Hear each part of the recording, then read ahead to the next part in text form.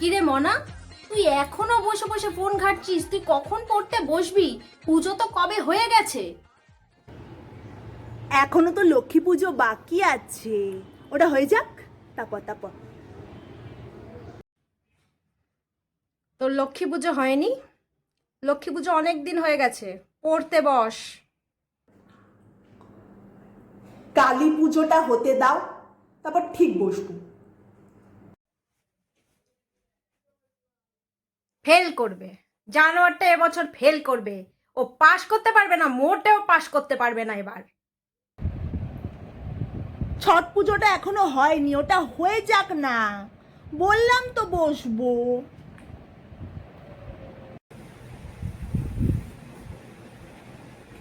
কবে বসবি তুই আর পড়তে? তোর পাশ করার ইচ্ছে আছে?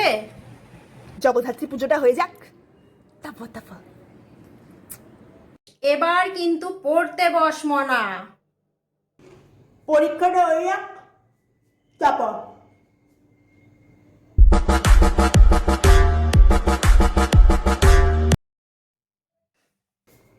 লাথি মেরে বার করে দেবো এই বাড়ি থেকে যদি পাস না করতে পেরেছিস। জানো